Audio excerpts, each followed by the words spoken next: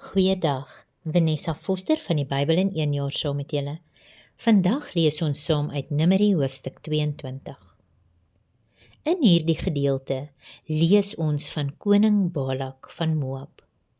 Nadat Israel die Amoriete en Basaniete verslaan het, raak Balak baie bang. Hy besef dat Israel nie deur militêre mag gestuit kan word nie en besluit dan om hul geestelik aan te val. Hy glo dat as Israel vervloek kan word, hulle verslaan kan word. Hy stuur dan boodskappers na Bileam, 'n man wat bekend was daarvoor dat hy geestelike uitsprake gemaak het. Hy bied vir Bileam 'n groot rykdom, eer en aansien aan as hy bereid sou wees om Israel te vervloek. Nou alhoewel Bileam die Here geken het, begin ons reeds sien dat sy hart verdeeld was. Hy wou God dien, maar die belofte van rykdom en eer het hom ook aangetrek. In verse 9 tot 12 praat God met Bileam en gee 'n duidelike opdrag. Jy mag nie saamgaan nie en jy mag nie die volk vervloek nie, want hulle is geseën. God se wil was van die begin af baie duidelik. Maar Balak gee nie moed op nie. Hy stuur nog belangriker manne en bied selfs groter beloning aan. En dit openbaar dan iets van Bileam se hart. Hy vra weer vir God, nie omdat God se antwoord onduidelik was nie, maar omdat hy gehoop het, God sal van plan verander. Nou hoe maklik gebeur dit nie met ons ook nie.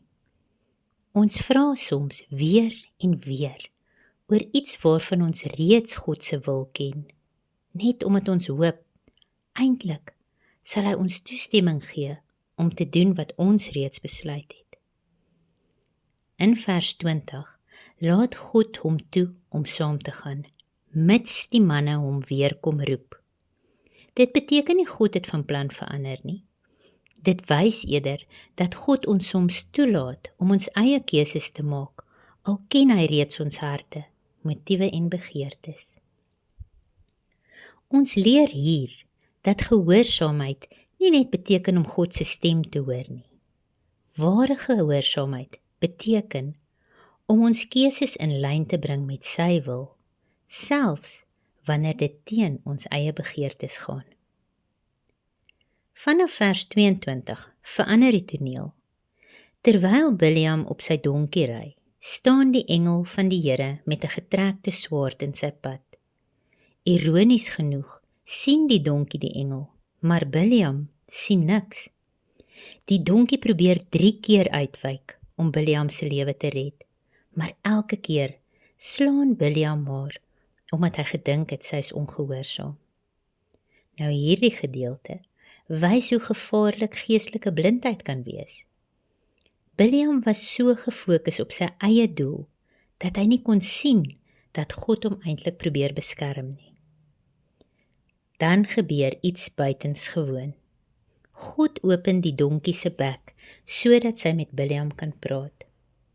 Daarna open God Bileam se oë, en vir die eerste keer sien hy die engel van die Here met die swaard.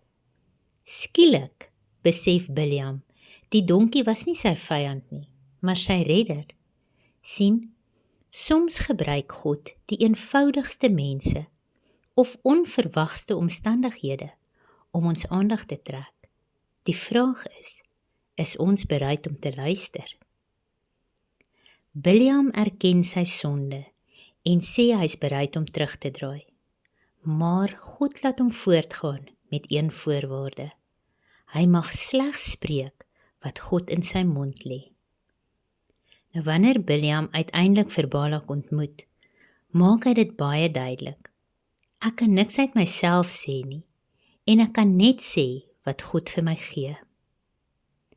Nou wanneer ons verder in Numeri sal lees, dan sien ons dat Balak hom na verskillende plekke neem, in die hoop dat hy Israel sal vervloek, maar elke keer verander God die vervloeking in 'n seën.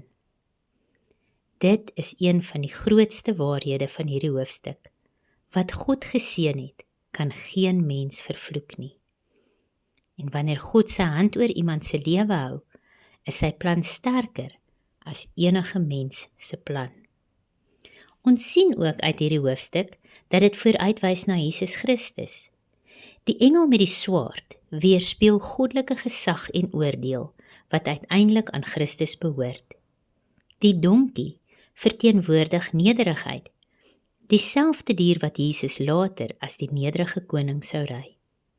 Bileam se blindheid weerspieël geestelike blindheid wat slegs God kan verwyder. En God wat Israel teen vloeke beskerm, voorspel hoe Christus die seën van verlossing vir sy volk verseker. Die grootste les uit Numeri 22 is dat God nie net na ons woorde kyk nie, maar ook na ons harte. Bileam het uiteindelik gesê wat God wou hê hy moes sê, maar sy hart was steeds verdeeld. Die hoofstuk waarsku ons om nie net uiterlik gehoorsaam te wees nie, maar ook innerlik aan God oorgegee te wees. Mag ons elke dag bid dat God ons oë sal oopmaak, ons harte sal ondersoek en ons sal help om sy stem bo ons eie begeertes te kies. Sien, wanneer ons in gehoorsaamheid wandel, sal ons God se leiding, sy beskerming en sy seën ervaar. Mag jy 'n geseënde dag verder hê. Tot volgende keer. Totsiens.